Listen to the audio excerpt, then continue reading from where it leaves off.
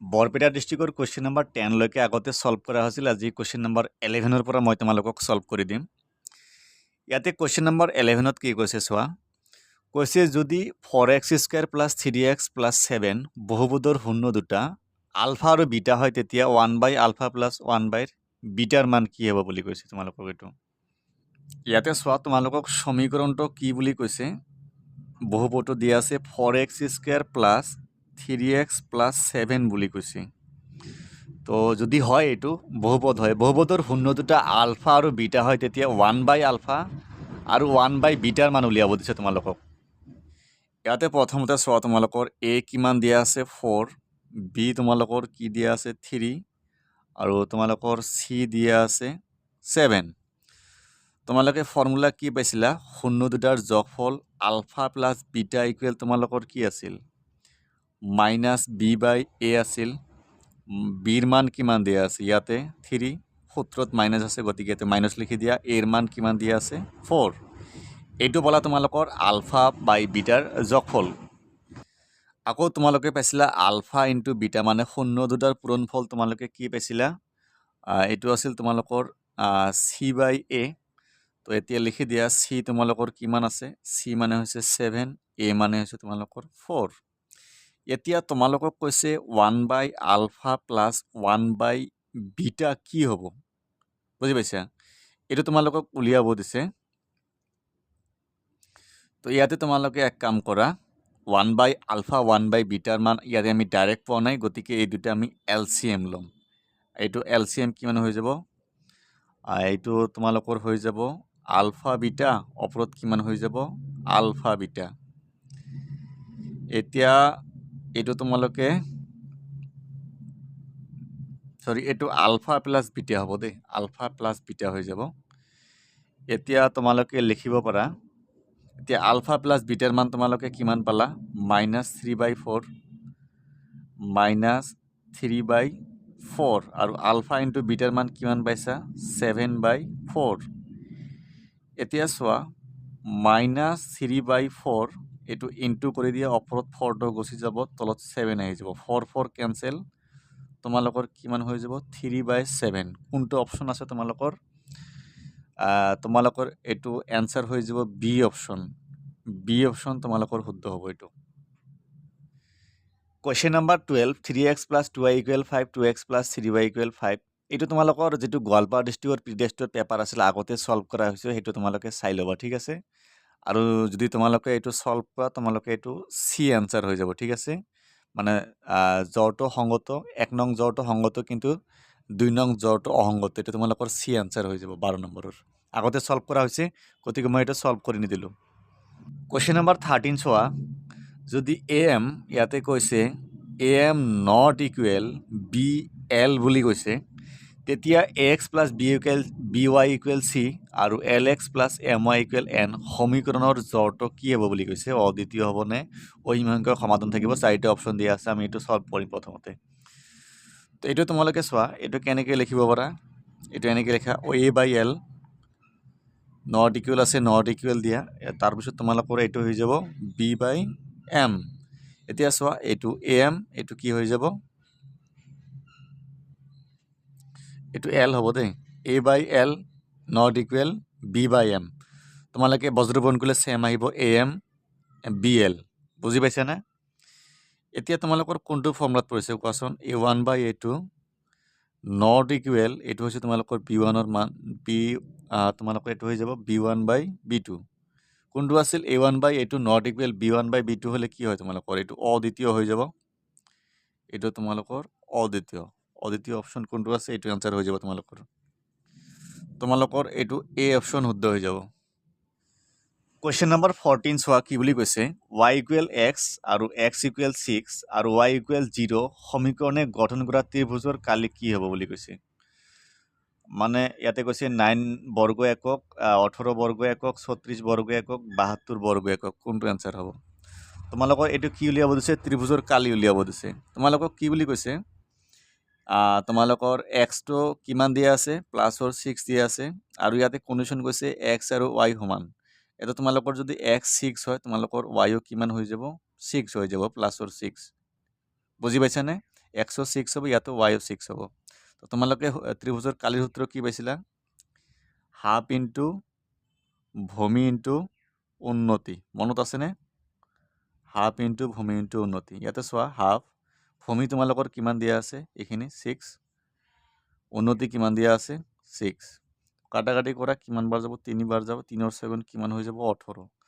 তোমালোকৰ এইটো B option শুদ্ধ হৈ যাব, 18 বৰ্গ একক। 15 নম্বৰটো চোৱা, ইয়াতে কৈছে এক্স ইকুৱেল 0 আৰু তোমালোকৰ কি কৈছে? ৱাই ইকুৱেল যদি -7, ৰেখা দুডাল মানে কটাকটি কৰিব নে সমান্তৰাল হ'ব নে মিলি যাব নে এটাও নহ'ব, কোনটো অপশ্যন হ'ব? ইয়াতে কি কৈছে চোৱা, এনেকুৱা বুলি কৈছে, এনেকুৱা আছে, এক্স তোমালোকৰ কিমান দিয়া আছে? 0 দিয়া আছে, ঠিক আছে। আৰু ৱাই দিয়া আছে, ৱাই ইকুৱেল -7 দিয়া আছে, মানে তলত আহিব। মানে এই দুটা যদি ৰেখা টানা হয় কি হ'ব? কটাকটি কৰিব। গতিকে তোমালোকৰ এইটো এ অপশ্যন শুদ্ধ হৈ যাব, 15ৰ কটাকটি কৰিব।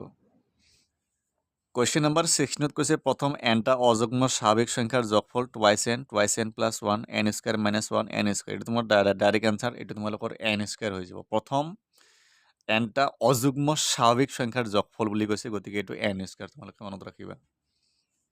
কোৱেশ্চন নম্বৰ 17 কৈছে যদি এ পিৰ এনতম পদ মানে এ এন দিয়া আছে তোমালোকৰ 3n + 5, এইটো দিয়া আছে, তেতিয়া ইয়াৰ সাধাৰণ অন্তৰ কি হ'ব? মানে ডি কিমান হ'ব উলিয়াব দিছে। তোমালোকৰ ডি ফৰ্মুলা কি আছিল? মনত আছে, ডি আছিল তোমালোকৰ a2 - a1। প্ৰথমতে তোমালোকক a2 আৰু a1 জানিব লাগিব। কেনেকৈ উলিয়াম? ইয়াতে চোৱা, a1ৰ মান আমি কেনেকৈ উলিয়াম? a1 ইয়াতে কি হৈ যাব? তোমালোকৰ ফৰ্মুলা মনত আছে নিশ্চয়। এ প্লাছ কি আছিল তোমালোকৰ? তোমালোকৰ ফৰ্মুলা কি আছিল? এইটো হৈ যাব তোমালোকৰ 3 ইনটু এনৰ মান কিমান? 1 + 5, কিমান হৈ যাব? এইটো 8। এইটো কিমান হ'ব চোৱা, 3 ইনটু এনৰ মান কিমান? 2 + 5, কিমান হৈ যাব? এইটো 11। তোমালোকৰ ডিৰ মান কিমান হৈ আছে? a2 পালা 11, তোমালোকৰ a1 পালা 8, কিমান হৈ যাব? এইটো 3। তোমালোকৰ এনচাৰ কোনটো হ'ব? এইটো তোমালোকৰ এ অপশ্যন শুদ্ধ, তোমালোকৰ 3। 17 নম্বৰটো। 18 নম্বৰ চোৱা, কৈছে যদি এ বি চি সমান্তৰ প্ৰগতিত থাকে তেতিয়া মানে ইয়াৰ বি ৰিলেশ্যনটো কি হ'ব উলিয়াব দিছে। এ বি চি এইটো সমান্তৰ প্ৰগতিত আছে বুলি কৈছে। এইটো সমান্তৰ প্ৰগতিত থকা মানে কি? ইয়াৰ যিটো সাধাৰণ অন্তৰ আছে চেম হ'ব লাগিব। মানে এইটো তোমালোকৰ হৈ যাব বি মাইনাছ এ ইকুৱেল তোমালোকৰ কি হৈ যাব? C minus B. তো ইয়াৰ পৰা বিৰ ভেলু উলিয়াব লাগে। তোমালোকৰ কি হৈ যাব? বি ইফালে আছে, ইফালে আনিলে এইটো কি হৈ যাব? প্লাছৰ বি। ইফালে আগৰ পৰা চি আছে, এইটো মাইনাছৰ আছে, ইফালে ল'লে কি হৈ যাব? প্লাছৰ এ। এইটো কি হৈ যাব? তোমালোকৰ টুৱাইচ বি ইকুৱেল, এইটো তোমালোকৰ এ প্লাছ চি লিখিব পাৰা। তোমালোকৰ কোনটো এনচাৰ হৈ যাব? এইটো তোমালোকৰ চি অপশ্যন শুদ্ধ হৈ যাব, twice B equal A plus C, 18 নম্বৰটো। 19 নম্বৰত কি কৈছে? মানে এটা ত্ৰিভুজ দিছে, এইটোৰ নাম হৈছে এ বি চি। মানে ইয়াতে আৰু এটা সমান্তৰাল ৰেখা আছে পি কিউ। ইয়াতে কৈছে পি কিউ সমান্তৰাল বি চি বুলি প্ৰশ্নত কৈছে। আৰু তোমালোকৰ যিটো পি বি এইটো দিয়া আছে তোমালোকৰ 6, আৰু তোমালোকৰ এ পি দিয়া আছে কিমান? 4, আৰু তোমালোকৰ এ কিউ দিয়া আছে 8। কৈছে তোমালোকৰ এ চিটো কিমান হ'ব? মানে এইখিনি নাই, এইখিনি মই এক্স বুলি ধৰিছোঁ। তোমালোকৰ এইটো কোনটো ফৰ্মুলাত পৰিছে বুজি পাইছানে? থেলছৰ যিটো উপপাদ্য আছিল, তোমালোকৰ থেলছৰ উপপাদ্য কি আছিল? এইটো ত্ৰিভুজ হিচাপত লিখিলে কি হ'ব? A P by P B equal এইটো হৈ যাব তোমালোকৰ A Q by Q C. মান বহাই দিয়া এতিয়া। এ পিৰ মান দিয়া আছে 4, পি বি তোমালোকৰ 6, এ কিউ তোমালোকৰ 8, কিউ চি নাই, মানে এইটো মই এক্স বুলি ধৰিছোঁ। কাটি দিয়া 2ৰে 2 বাৰ, 2ৰে 3 বাৰ, কিমান হ'ব এইটো?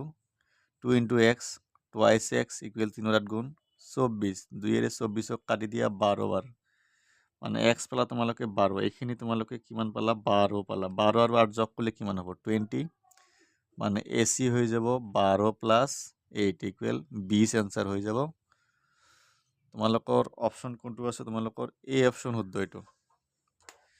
কুৱেশ্যন নম্বৰ 20 চোৱা, দুটা ত্ৰিভুজ দিয়া আছে, এটাৰ নাম দিছে তোমালোকৰ এ বি চি আৰু এটা ত্ৰিভুজ দিয়া আছে এইটোৰ নাম তোমালোকৰ দিছে পি কিউ আৰ ঠিক আছে এই দুটা ত্ৰিভুজ সদৃশ বুলি কৈছে বুজি পাইছা আৰু তোমালোকৰ এ কোণটো দিয়া আছে 32 ডিগ্ৰী আৰু তোমালোকৰ আৰ কোণটো দিয়া আছে 65 ডিগ্ৰী কৈছে তেতিয়া বি কোণটোৰ মান কিমান হ'ব বি কোণটো তোমালোকক উলিয়াব দিছে ইয়াতে তোমালোকে চোৱা ত্ৰিভুজ দুটা যদি সদৃশ হয় কোণৰ ক্ষেত্ৰত লাগে এংগেল এ ইকুৱেল কিমান হৈ যাব angle P angle B equal কিমান হ'ব তোমালোকৰ এংগেল কিউ আৰু এংগেল সি তোমালোকৰ হৈ যাব এংগেল আৰ তো ইয়াতে চোৱা এংগেল এ ইয়াতে কিমান দিয়া আছে 32 ডিগ্ৰী তোমালোকৰ পি কোণটো 32 ডিগ্ৰী হ'ব আৰ কোণটো তোমাৰ 65 দিয়া আছে আৰ কোণটো কাৰ সমান সিৰ সমান তোমালোকৰ এইটো 65 ডিগ্ৰী হ'ব তোমালোকে এতিয়া চোৱা ত্ৰিভুজৰ তিনিটা কোণৰ সমষ্টি কিমান হয় ত্ৰিভুজ এ বি চিৰ চোৱা angle A plus angle B plus angle C কিমান হ'ব 180 ডিগ্ৰী এ কোণ কিমান পাইছা 32 ডিগ্ৰী বি কোণ আমি নাজানো প্লাছ সি কোণ কিমান পালা 65 ডিগ্ৰী ইকুৱেল 180 ডিগ্ৰী তো বি কোণ লাগে এতিয়া চোৱা 180 ডিগ্ৰী 65 আৰু 32 কিমান হৈ যাব তোমালোকৰ 97 মাইনাছ কৰি দিয়া 83 ডিগ্ৰী হৈ আছে 83 কোণ অপশ্যন আছে তোমালোকৰ এইটো সি অপশ্যন শুদ্ধ হৈ যাব আজি 10টালৈকে থাকক ইয়াৰ পিছত বাকি যিখিনি আছে মই আলোচনা কৰিম যিসকলে ছাবস্ক্ৰাইব কৰা নাই তোমালোকে ছাবস্ক্ৰাইব কৰি ল'ব পাৰা ধন্যবাদ